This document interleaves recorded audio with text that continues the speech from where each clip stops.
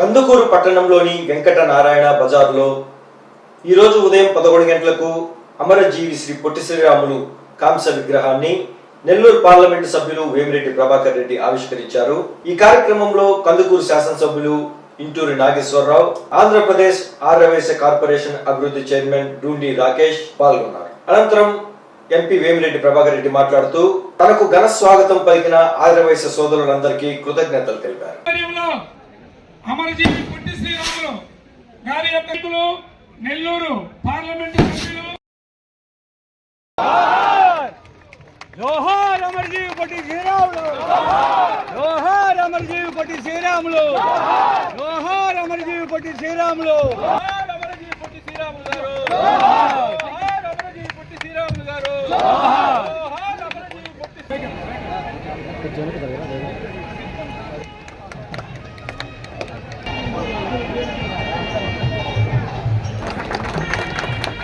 అమరజీవి పొట్టి శ్రీరాములు గురించి ప్రతి ఒక్కరూ మాట్లాడుతారు.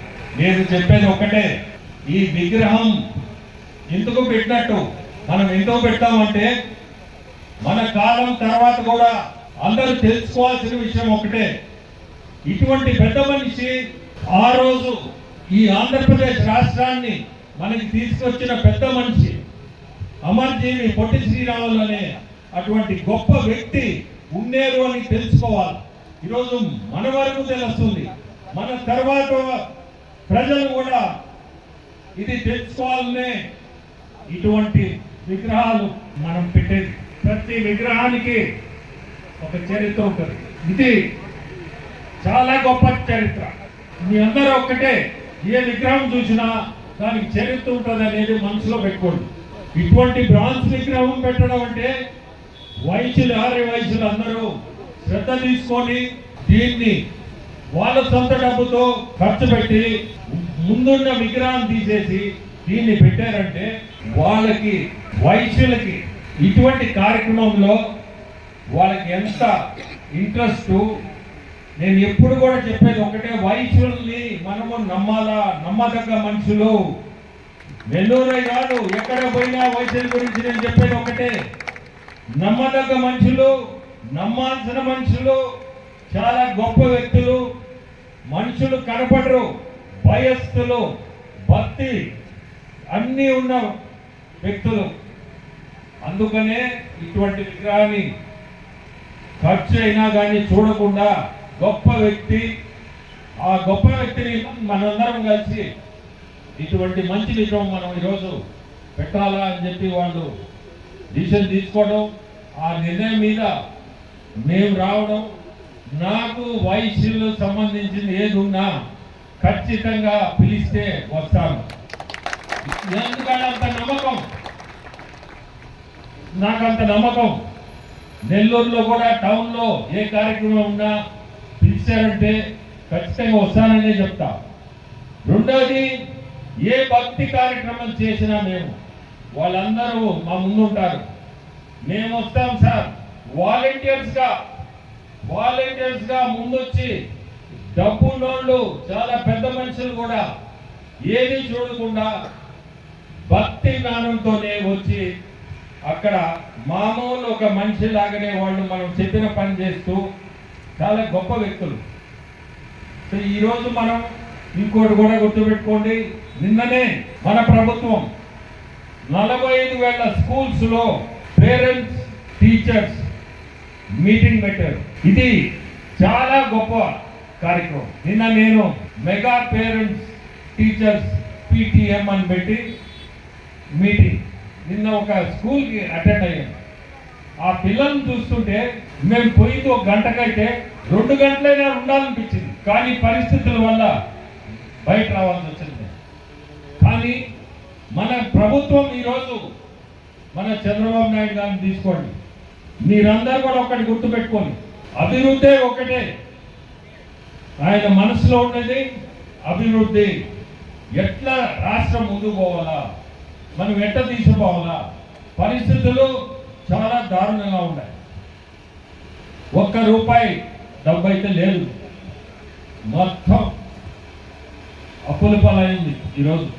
అయినా అతని ఎక్స్పీరియన్స్తో పెన్షన్స్ కానీ తర్వాత మన శాలరీస్ కానీ ఒక్కొక్క కార్యక్రమం మొదలుపెట్టారు. సూపర్ 6 ఖచ్చితంగా అతను దాన్ని సాధిస్తాడు. మేబీ 4 నెలలు 5 నెలలు టైం, ఎందుకంటే ఆర్థికంగా చాలా భయంకర పరిస్థితిలో ఉంది. సో దాన్ని తట్టుకొని ముందుకు పోవాలంటే కొంచెం సమయం పడుతుంది. ఈ లోపలనే కొంచెం అందరూ కూడా ఒకటే చెప్పేది, ఓపిక ఉండాలా. కొంచెం ప్రతి ఒక్కరికి నేను చెప్పేది ఒకటే మాట, ఓపికతో మంచి మనసుతో ముందు చూపు చూడండి. రేపు మన రాష్ట్రం భవిష్యత్తు అభివృద్ధి కాకుండా సంక్షేమం అభివృద్ధి రెండు మీరు ముందుకు చూస్తారు కూడా. ఈరోజు అంతకంటే కూడా ఒక మాట నేను చెప్పేది ఇది, ఎందుకంటే ఈరోజు వచ్చిన కార్యక్రమం వేరు, కానీ ఎందుకు చెప్తున్నా అంటే చాలా గొప్ప ఈరోజు మనకుండే ముఖ్యమంత్రి చాలా గొప్ప వ్యక్తి. నేను ఈ మధ్య కాలంలో కొంచెం దగ్గరగా ఢిల్లీ రావడం ఆయన్ని చూస్తున్నా. ఎంత ఓపిక, ఎంత సమయం కేటాయిస్తున్నాడు. అభివృద్ధి సంక్షేమం ఈ రెండే ఉంటాయి. అతని మనసులో ఉండేది అదే, వేరే ఏమి ఉండవు. ఈరోజు ఎవరిని కలవాలా? ఢిల్లీ వచ్చాడు మొన్న, దాదాపు 10 మంది మినిస్టర్లు. ఈయన గొప్పతనం ఏంటంటే వాళ్ళు నేను కలవాలంటే ఈ నుంచి వాళ్ళు కలుస్తున్నారు. అంటే వాళ్ళు ఇచ్చే రెస్పెక్ట్ అంటారు దాన్ని. నేను ఇంత ముందు కూడా చూసున్నా, కానీ ఇంత కష్టపడి రాష్ట్రాన్ని ముందుకు తీసుకోవాలని ఎప్పుడు కూడా 24 గంటలు ఆయన మనసులో పనిచేసేది అదే. సో మనందరికీ అదృష్టం ఇటువంటి ముఖ్యమంత్రి మనకి దొరకడం. నేనేదో ఈరోజు తెలుగుదేశం పార్టీలో ఉన్నానని చెప్పడం లేదు, నేను ఇక్కడి నుంచి చెప్పడం లేదు, పెదంగాడి నుంచి కాదు, పూర్తిగా నా హార్ట్ నుంచి మాట్లాడుతున్నా. ప్రతి ఒక్కరు గుర్తుపెట్టుకోండి, మంచి రోజులు ముందుకున్నాయి అందరికీ. ఇటువంటి మంచి కార్యక్రమం కూడా మంచి రోజులు ముందుకున్నాయి, అందుకనే ఇటువంటి మంచి కార్యక్రమం కూడా ఈరోజు జరగడం, మేమందరం రావడం, ఆర్య వయసులకి అది కలగడం, ఇటువంటి మంచి కార్యక్రమం ఈరోజు ఇక్కడ నిర్వహించారు. ఇంకా అమర్జీవి పొట్టి శ్రీరాములు గురించి మనం చెప్పాలంటే మీరందరూ కూడా ఇప్పటికి ప్రతి ఒక్కరు చెప్పుంటారు. మన జిల్లా అది ఒక్కటే నేను చెప్పదలుచుకున్నా, చాలా గొప్ప వ్యక్తి. ఈ విగ్రహం మటుకు మనము గుర్తుపెట్టుకోండి, విగ్రహం పెట్టారంటే అది మెయిన్ దాన్ని మన తరం తర్వాత కూడా ఆ విగ్రహం చూసి అలాంటి ఆ రోజు ఆంధ్ర రాష్ట్రాన్ని పాటుపడి ఆంధ్ర రాష్ట్రాన్ని మనకి తీసుకొచ్చిన వ్యక్తి ఇతను అనేది కూడా నేను చెప్పేది ఒకటే, వీళ్ళకి పెట్టిన వాళ్ళకి కింద కొంచెం చరిత్ర కూడా రాయండి. సో తెలియని వాళ్ళు కూడా దాన్ని చదివి ఈ గొప్ప వ్యక్తి మనకి ఆంధ్ర రాష్ట్రం వచ్చిందంటే పలాని వ్యక్తి వల్ల అనేది చదివితే అర్థమవుతుంది. చెప్పేవాళ్ళు ఉన్నారు, విగ్రహం చూసే వెళ్ళిపోతారు. ఫ్యూచర్లో జరగబోయేది ఏంటంటే విగ్రహం చూస్తారు, ఎవరే అయినా అట్లొద్దు, కింద చరిత్ర కూడా రాయండి అని మీ అందరినీ రిక్వెస్ట్ చేస్తున్నా. ఎందుకంటే అది చదివారంటే ఎవరైనా తెలుసుకుంటారా ఆయన ఎవరు, ఈ పెద్ద మనిషి ఎవరు, ఈ విగ్రహం ఎందుకు పెట్టారు, పలాని సంవత్సరంలో పెట్టారు. ఆ గొప్పతనం ప్రతి ఒక్కరిలో కూడా పోతూ ఉంటుంది. అది ఈరోజు కాకూడదు, ఇది తరతరాల ముందుకు పోవాలని కోరుకుంటున్నాను. మీ అందరికీ కూడా నా ధన్యవాదాలు. మన ఎలక్షన్లో నన్ను నాగేశ్వర గారిని ఇద్దరిని గెలిపించిన దానికి మంచి మెజారిటీతో గెలిపించారు. ప్రతి ఒక్కరికి కూడా చెప్పేది ఒకటే, ఏ సమస్యలు ఏదన్నా ఉన్నా ముందుకు తీసుకురండి, దీంట్లో ఏమి మొహమాటం లేదు. ఎమ్మెల్యే గారు మీ 24/7 ఇక్కడనే ఉన్నారు.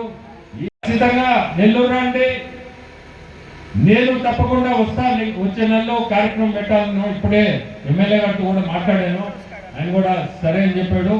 సో ఎట్లా నేను నెక్స్ట్ మంత్ కూడా కార్యక్రమం పెట్టి రావాలని ఉన్నాను. పొట్టి శ్రీరాములు గారు మన రాష్ట్రం మెడ్రాస్ ప్రెసిడెన్సీలో ఉన్నప్పుడు తెలుగు వారందరికీ కూడా చిన్న చూపు చూసే పరిస్థితి, ఆ పరిస్థితి నుంచి ఈ రాష్ట్రం ప్రజలు తెలుగు వారందరూ కూడా ఇబ్బంది పడుతున్నారని చెప్పి ముందుకు వచ్చి ఇంజనీరింగ్ చదువుకొని మామూలు సాధారణమైన వ్యక్తిగా 58 రోజులు ఈ రాష్ట్రం కోసం అతని చావును కూడా మన రాష్ట్ర ప్రజల కోసం తెగించినటువంటి మహానుభావుడి కాంస్య విగ్రహం మన కందుకూరు నియోజకవర్గంలో నడిగొడ్డులో ఈ కాంస్య విగ్రహం ఏర్పాటు చేసుకోవడం చాలా సంతోషంగా ఉంది.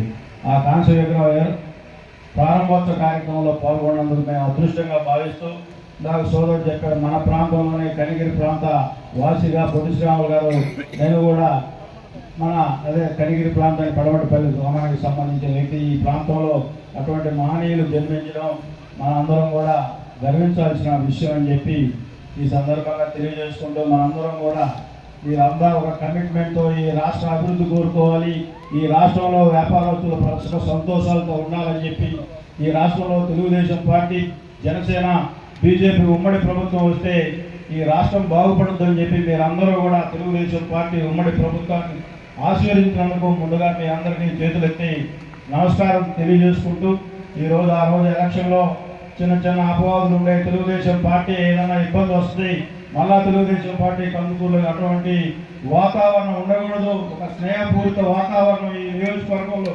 తీసుకొచ్చేదానికి నేను 24/7 కష్టపడతానని ఆ రోజు ప్రామిస్ చేశాను. తప్పకుండా మీకు ఏ కష్టం వచ్చినా మీ కుటుంబ సభ్యుడిగా, మీ ఇంట్లో వాడిగా, మీ సోదరుడిగా ఇంటూ నాయకుగా ఉంటారని చెప్పి ఈ సందర్భంగా మీ అందరికీ హామీ ఇస్తూ, ఈరోజు ఈ కార్యక్రమానికి మనకి అదృష్టం మన ఎంపీ గారు దొరకడం, ఆయన కూడా ఏ చిన్న విషయానికైనా స్పందించేటువంటి మనస్తత్వం, సేవగుణం, దానగుణం అటువంటి మహానుభావుడు మనకి ఎంపీగా రావడం కూడా మన అదృష్టంగా భావిస్తూ ఉన్నాం.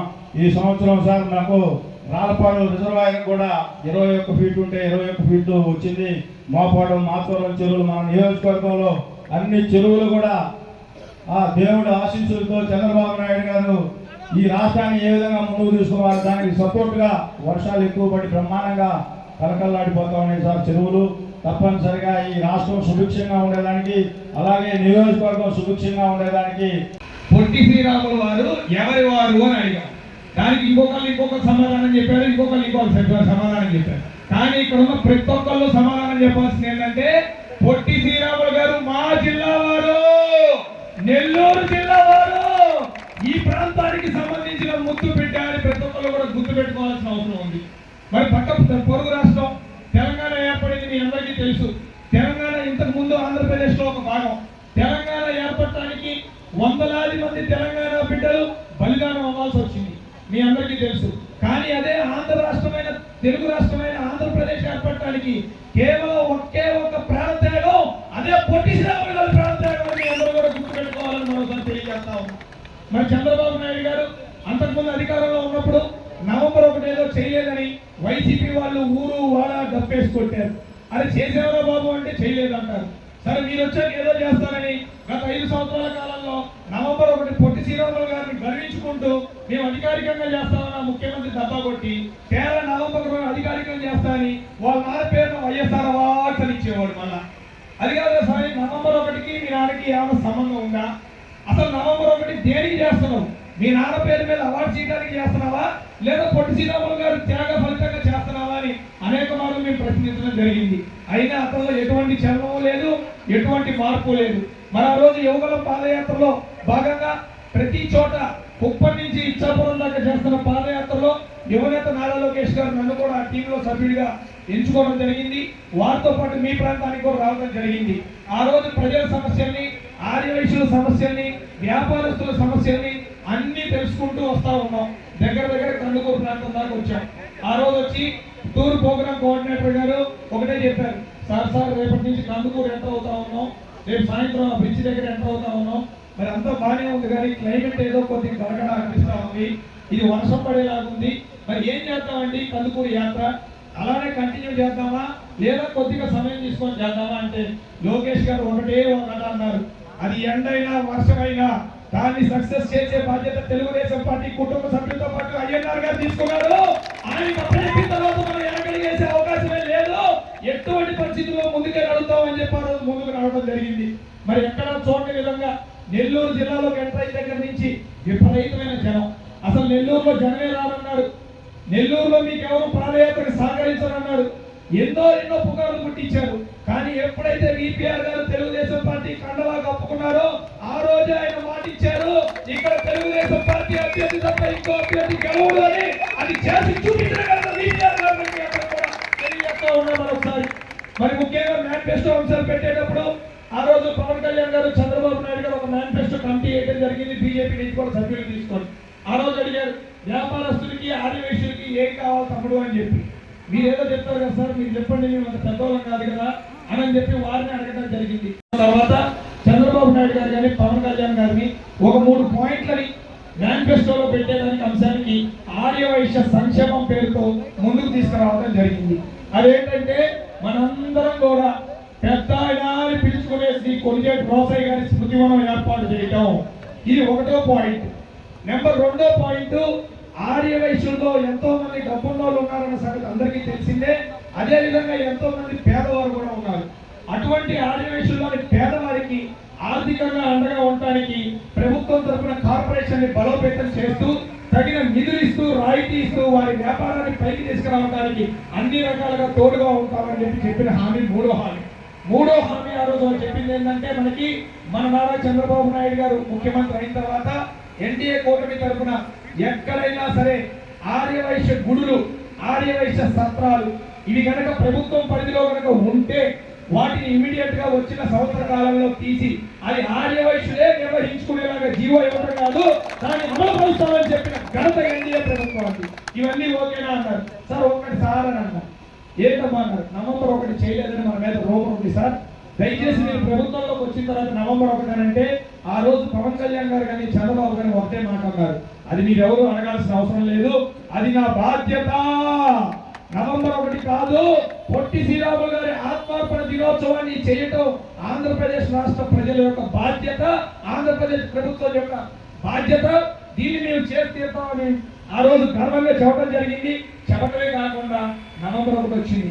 మరి చెప్పారు కదా చేయలేదు ఏంటని అనుకోవచ్చు అందరూ కూడా, కానీ ప్రభుత్వం దాని మీద అధ్యయనం చేసింది. అసలు నవంబర్ 1 దేనికి సంబంధం? వైసీపీ వాళ్ళు రోడ్డు మీదకి వచ్చి, మిగిలిన పార్టీలు రోడ్డు మీదకి వచ్చి పొట్టి శ్రీరాములు గారికి అన్యాయం జరిగిపోయింది, నవంబర్ 1 చేయలేదు అని వాళ్ళకి తోచిన సోషల్ మీడియా అడ్డు పెట్టుకొని ఇష్టం మాట్లాడుతూ ఉన్నారు. కానీ అక్కడ అందరూ కూడా తెలుసుకోవాల్సిన అవసరం, నవంబర్ 1కి ఆంధ్ర రాష్ట్ర అవతరణ దినోత్సవానికి పొట్టి శ్రీరాములు గారికి ఏమన్నా సంబంధం ఉందా? చెప్పాలి మీ అందరూ కూడా ఒకసారి. ఏమన్నా సంబంధం ఉందా? పొట్టి శ్రీరాములు గారు చనిపోయింది ఎప్పుడు పెద్దాయన? డిసెంబర్ 15వ తారీఖు. పొట్టి శ్రీరాములు గారు ఈ రాష్ట్రం కోసం 58 రోజులు త్యాగం చేసి తుది శ్వాస విడిచిన రోజు డిసెంబర్ 15వ రోజుని మీ అందరూ 15వ తారీఖుని మీ అందరూ కూడా తెలుసుకోవాలి. సో ఎప్పుడైతే ఆంధ్ర రాష్ట్రంగా ఆత్మార్పణ దినోత్సవంగా అదే డిసెంబర్ 15ని ప్రభుత్వం అధికారికంగా రాష్ట్ర స్థాయి నుంచి గ్రామ స్థాయి వరకు ప్రతి ఊరిలో అధికారికంగా నిర్వహించబోతూ నిన్న రాత్రి జీవో ఇవ్వడం జరిగిందని మీ అందరికీ కూడా తెలియజేస్తా ఉన్నాం. ఈ రోజు ఇక్కడికి వచ్చి విగ్రహం ఆవిష్కరణ చేశాం. మరొక వారంలో మన ఎమ్మెల్యే గారు అధికారికంగా ఇక్కడికి వచ్చి పొట్టి శ్రీరాములు గారి కార్యక్రమం కూడా చేయబోతా ఉన్నారని మీ అందరి ముందు తెలియజేస్తా ఉన్నాం. ఇది తెలుసుకోవాల్సిన అవసరం ఉంది. దీంతో పాటు చంద్రబాబు నాయుడు గారికి ఒక చిన్న అప్లికేషన్ పెట్టడం జరిగింది. సార్, దేశంలో రాష్ట్రాల్లో అనేక కులాలు ఉన్నాయి, అనేక మతాలు ఉన్నాయి, కానీ ఆర్యవైశ్యులు కొద్దిగా వేరు.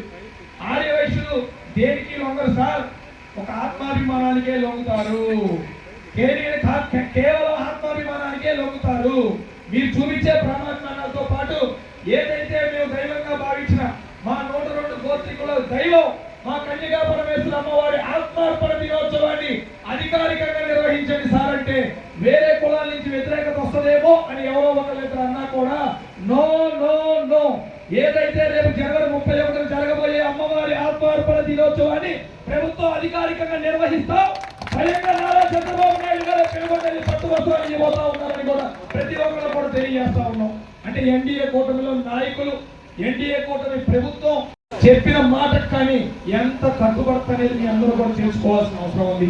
మరి రాబోయే రోజుల్లో ఇక్కడ అనేక మంది నాయకులు గతంలో పోటీ పడ్డారు, ఏమైందో తెలియదు. కొత్త ఆఫీసులో పెళ్లి చేశారు, కొత్త ట్రెండ్ సృష్టించారు, సోషల్ మీడియాలో హల్చల్ చేశారు. వాటన్నింటినీ కూడా తట్టుకొని ఈ రోజు ఈ కందుకూరు నియోజకవర్గానికి నిర్దేశం చేసి చంద్రబాబు నాయుడు గారి ప్రతినిధిగా ఇక్కడ అయ్యన్నార్ గారు ఉన్నారు. ఏ ఒక్క ఆర్యవైశ్యుడికి ఇబ్బంది వచ్చిన అయ్యన్నార్ గారు దాటుకొని రావాలి తప్ప డైరెక్ట్ గా వచ్చే పరిస్థితి లేదని మీ అందరూ కూడా తెలియజేస్తా ఉన్నా. ఇక్కడికి వచ్చే ముందు ఏదైనా అయ్యన్నార్ గారు చేసిన పొరపాట్లు ఉన్నాయో తెలుసుకుందామని ఒక 4-5 వాయిస్ ఫోన్ చేశారు. అన్నా ఏం మాట్లాడుతున్నాం అన్నా, మేము మెసేజ్ పెడితే తెల్లారి పడి పని చేస్తున్నారన్న అయ్యన్నార్ గారు, దానికి ఏముందన్నా ఆయన మా కుటుంబ సభ్యుడన్నా అని చెప్పారు. ఈ కార్యక్రమానికి నేను రావడానికి 4 సార్లు నాతో మాట్లాడి అందరినీ కలుపుకొని ఎటువంటి గ్రూపులో ఉండకూడదు, ఎవరైనా సరే రాజకీయాలకు అతీతంగా ఈ కార్యక్రమాన్ని నిర్వహించాలి, పొట్టి శ్రీరాములు గారికి ఇవ్వాల్సిన గౌరవం ఇదని తెలియజేసి ఈ కార్యక్రమాన్ని మీ అందరితో ఈ కార్యక్రమాన్ని విజయవంతంలో పాల్గొంచుకున్న మా అయ్యన్నారన్నకి, అలాగే విపిఆర్ గారు మా ఆర్యవైశ్య బంధు, నెల్లూరులో ప్రకాశంలో ఆర్యవైశ్య జనాభా ఎక్కువ, తెలుగుదేశం పార్టీ కొన్ని అనివార్య కారణాల వల్ల ఇక్కడ ఒక వైశ్యుడికి సీట్ అలాట్ చేయలేకపోయింది. ఆ రోజు డిస్కషన్ లో వైశ్యుడి మీటింగ్ లో మేమంతా కూడా అనుకున్నాం, ఏం పర్వాలేదన్నా ఈసారి కాకపోతే రేపు కాకపోతే వచ్చి రేపు తీసుకోవచ్చు, కానీ వైశ్యుల తరపున మన ప్రతినిధిగా విపిఆర్ గారు ఉన్నారు ఈ 2 జిల్లాల్లో, మనందరం భావిద్దాం, మనందరం కలిసి మరో పేరు. ఆయన దగ్గరికి వెళ్తే నాలుకకు నర ఉండదన్నట్టు ఆయన చేతికి కూడా నర ఉండదు. ఎవరైనా అన్న వేమిరెడ్డి ప్రభాకర్ రెడ్డి గారు విపిఆర్ ఫౌండేషన్ ద్వారా ఎంతో మందికి మంచినీళ్లు, ఎన్నో గ్రామాలకి మంచినీళ్లు నిన్న మేము వెళ్తే చెప్పారు, వర్షాల కారణంగా మీ కందుకూరులో ఏర్పాటు చేయవలసిన కార్యక్రమం వాయిదా పడింది, బ్యాటరీ వికలాంగులకి అంటే దివ్యాంగులకి ట్రైసైకిల్స్ ఏర్పాటు ఇస్తానని చెప్పారు. అది మీ ఖర్చు లేకుండా వాళ్ళందరికీ మంచి భోజనం పెట్టి నేను స్వయంగా వచ్చి ఏర్పాటు చేస్తానని చెప్పారు. అదేవిధంగా మన విపిఆర్ అన్నగారు మేము వెళ్ళగానే కందుకూరు ప్రజలంటే, కందుకూరు నియోజకవర్గ ప్రజలంటే నాకెంతో అభిమానం. ఎందుకంటే వారు నా ఎలక్షన్లో కూడా ఎంతో సహాయ సహకారాలు అందించారు, నా గెలుపులో కీలక పాత్ర వహించారు. అటువంటి కందుకూరు ప్రజలు ఏ కార్యక్రమం తలపెట్టినా సహాయ సహకారాలు ఉంటాయి, నేను ఖచ్చితంగా విచ్చేస్తానని చెప్తారు. మామూలుగా ఒక ఇంట్లో అయితే సాయం చేసేవాళ్ళు ఒక్కరే ఉంటారు, కానీ విపిఆర్ ఇంట్లో అన్నగారు మేడం గారు ఇద్దరు ఎవరి దగ్గరికి వెళ్ళినా కూడా కాదన్నారు. అటువంటి వారు గొప్పవారు మనకి ఎంపీగా దొరకడం మనందరూ అదృష్టం.